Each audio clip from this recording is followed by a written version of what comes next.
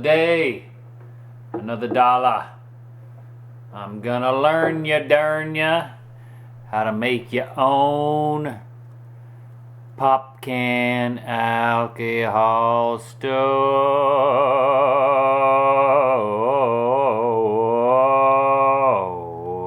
Do you like that blue color? That ain't natural. Just so you know.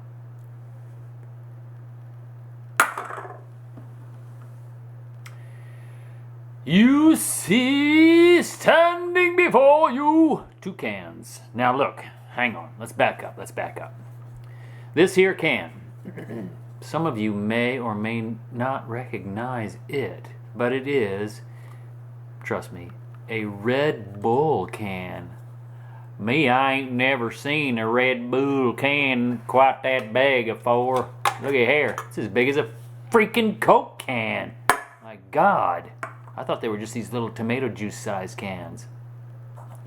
Anyhow, look carefully. Look carefully. You see inside these ridges, eh? There's a ridge there. And there and there. There's, I think there's about 8 ridges in this can. And what we're doing is we are creating a double wall burner. And as we go along, this might make sense to you, but it is delightfully simple. You will notice there are no jet holes on this can. And what's really cool is it works just like a can with jets. Your pot just sits on top, no stand required, no drilling required, no fancy schmancy cutting required. It is beautifully simple. Now, this is the can we're going to use today. You need 1 can to make both the bottom and the top of this. The 2 pieces fit together. And I like, actually, tell you what, I like this can better than this can. But this one is worth 20 cents to me. I take it back and return it. This one is worth a nickel. So I'm going to return that to the Quickie Mart. And I'm going to take this Coca-Cola can and slash it to pieces. Make something useful out of it. Stay tuned. I'll show you how it's done. Don't cost nothing. Alright then. We're going to need a few tools to get this job done. I've got my little speedy square here, and I'm using it because it has a ruler section here so I can measure with it. Then I have a pair of scissors because we're going to have to cut some aluminum. I have a knife. In this case, I'm using a, what do you call this? It's a Stanley carpenter's knife. Any knife will do. It would be helpful to have a very good point on the end, which this knife just happens to have.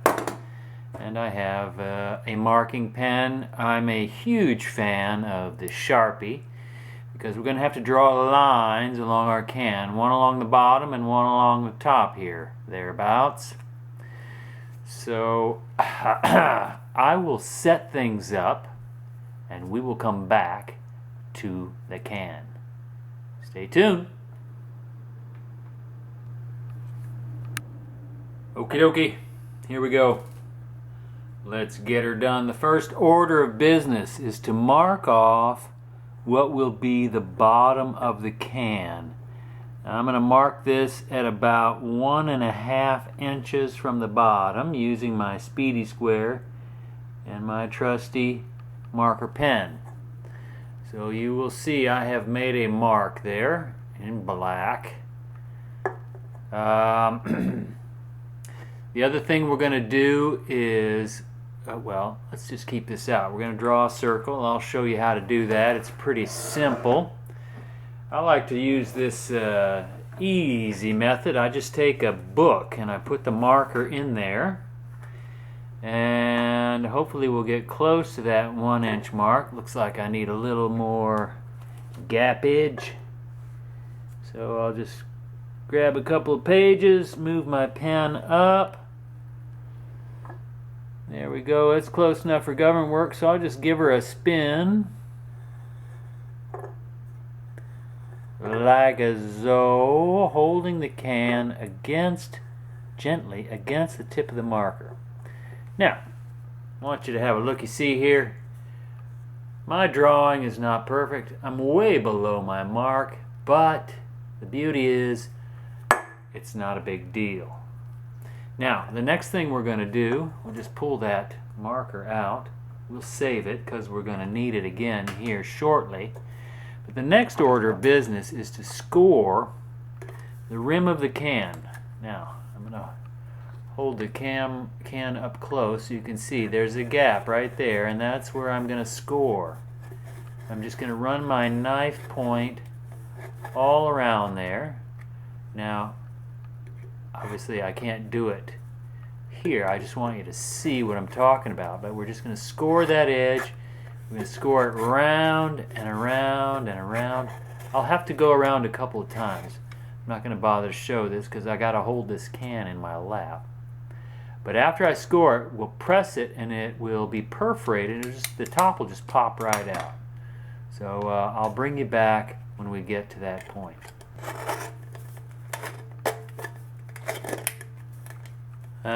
See, the blade is starting to cut into the can, so it's definitely been scored enough. I think what we'll try to do is try to push it. Maybe instead of pushing it, we'll just cut from the edge. Oh, fuck. Ouch. Oof.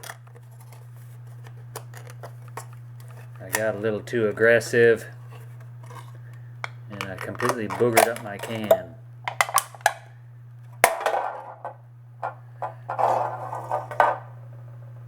That'll happen. Yes, sir. That'll happen.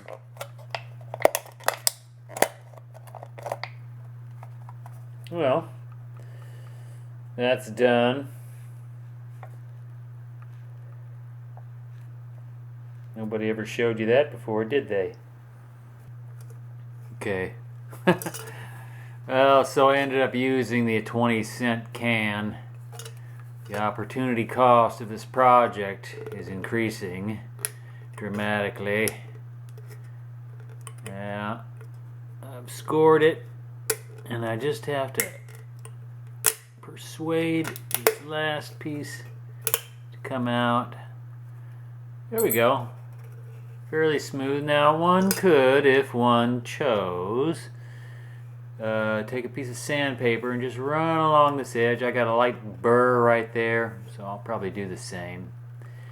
But that's the top of the can that we're going to use right there. It's probably going to end up being about an inch and, oh, I don't know, maybe 5/8.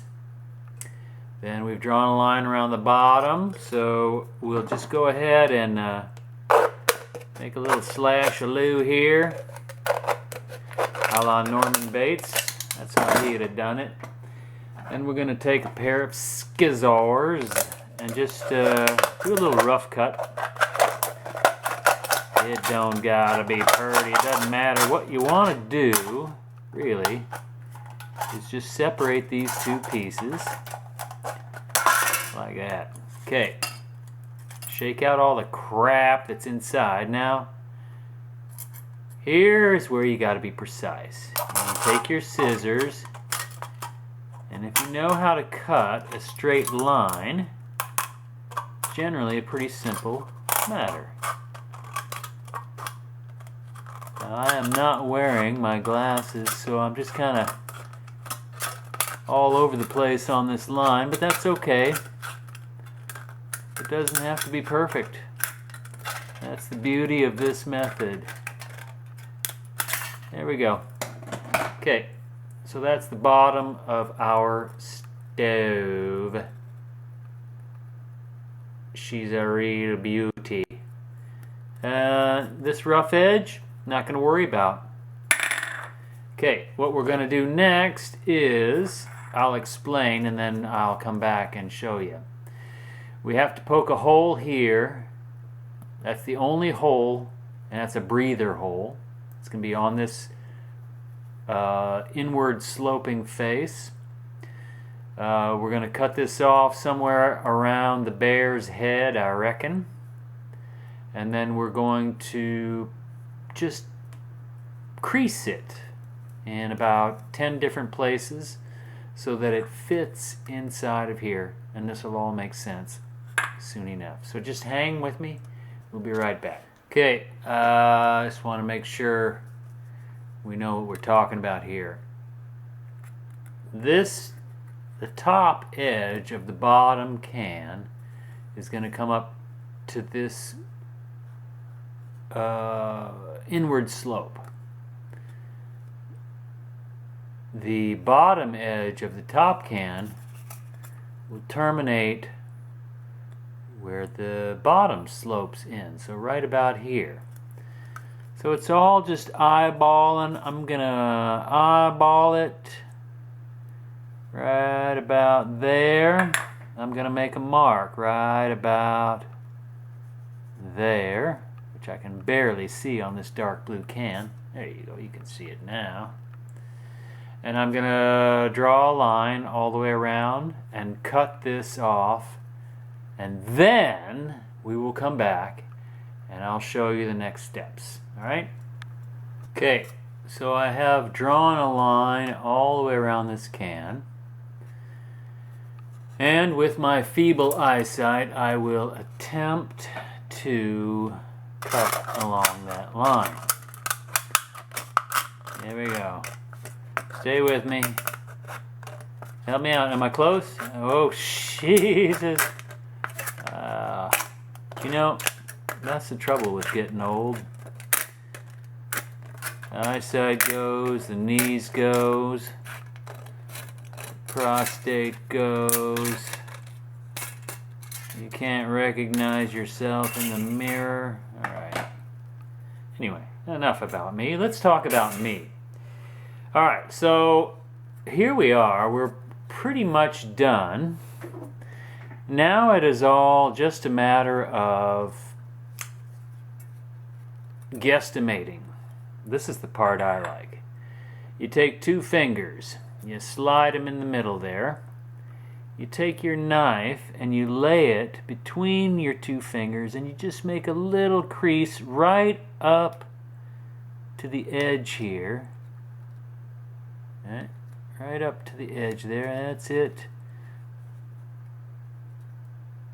Do this all the way around.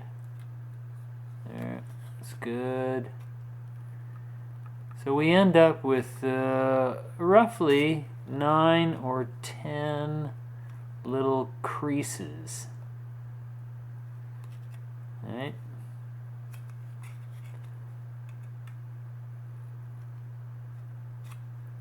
And that's it. Just like that. Just a little crease. And here's the last one, I reckon. Right up to the edge there, right where it rounds over. Just a little crease. So you get the sense, really, of the shape here. See, it's like a flower almost. Now, usually, what I want to do is just increase the indent at the bottom edge, because it's got to fit in side of the other can. So the fold has to be not a fold, but just an indent, almost like a fold.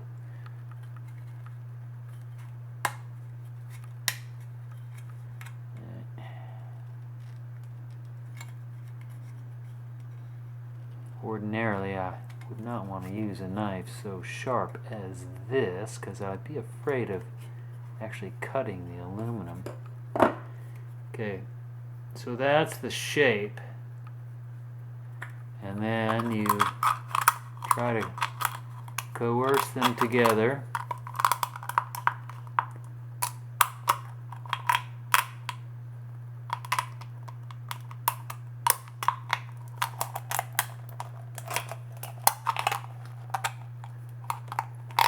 Ordinarily, one would want to have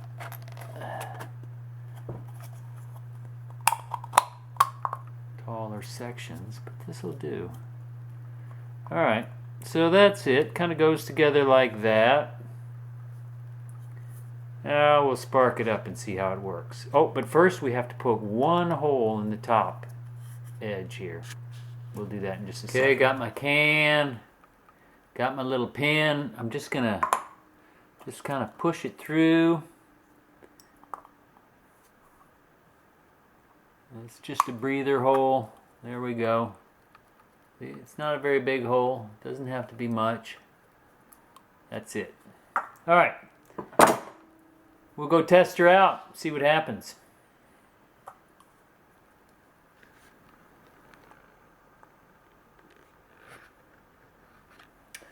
Okay, we're going to use fondue fuel from the dollar store. Nothing fancy. 1 ounce. Got it in the stove there, like that. I'm going to cheat and use this lighter. And we'll see how she goes. Seems to take off right away.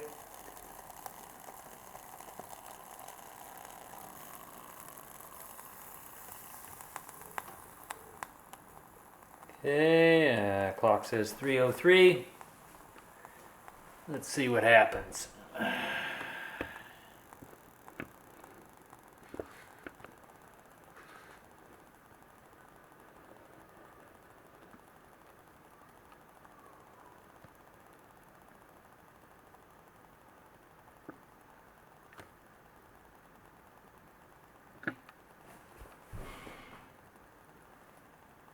Almost no prime time.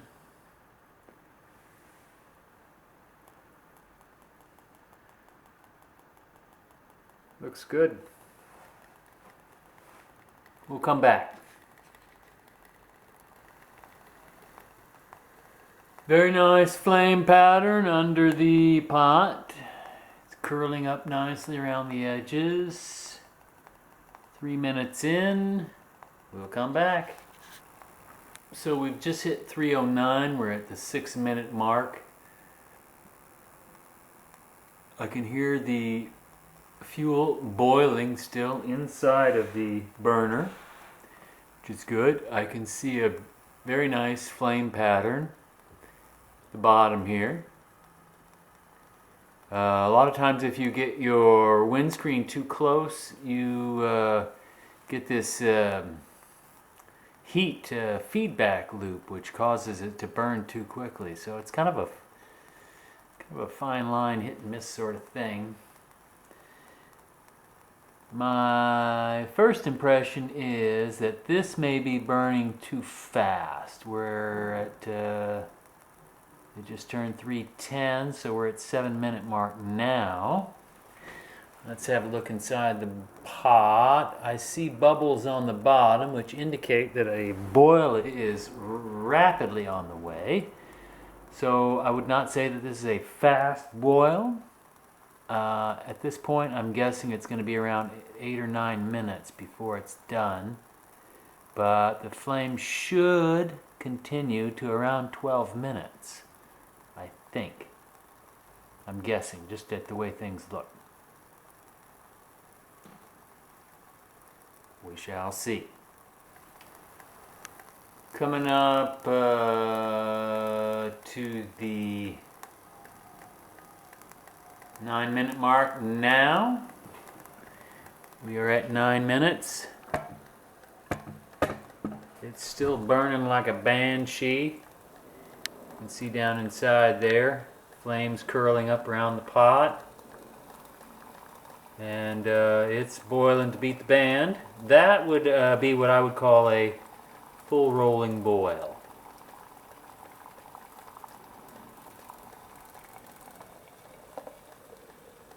Now, my guess is it should burn for a couple more minutes. And looking at the outside there, it's going strong.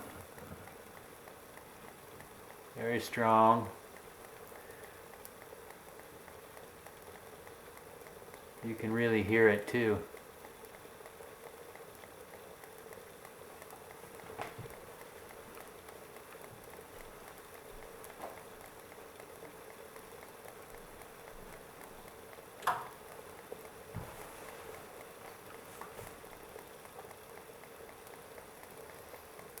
So we're at 313. We started at 307.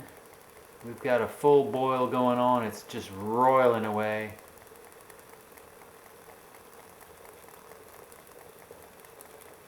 I give it 2 thumbs up. It's not the fastest. Granted, outdoors, when it's colder, it's going to be slower, perhaps.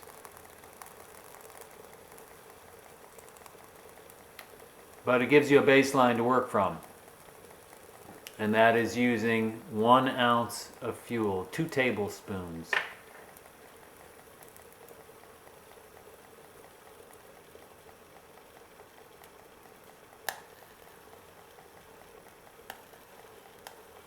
Still going, we're at 314.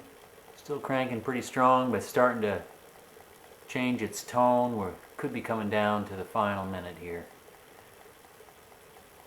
Minutes. We're at 11. This should go 12 to 15 minutes, I should think. Oh, it's making all kinds of noise, though. Boiling like crazy.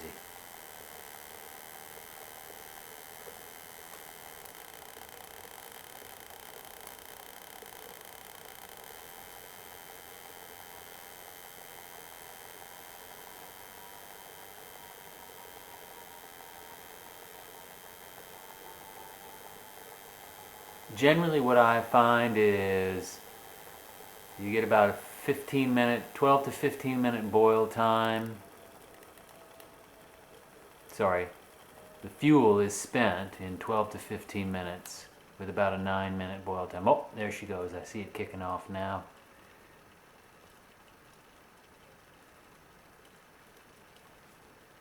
Now we're right at 12 minutes. So 13 minutes, pretty good, typical.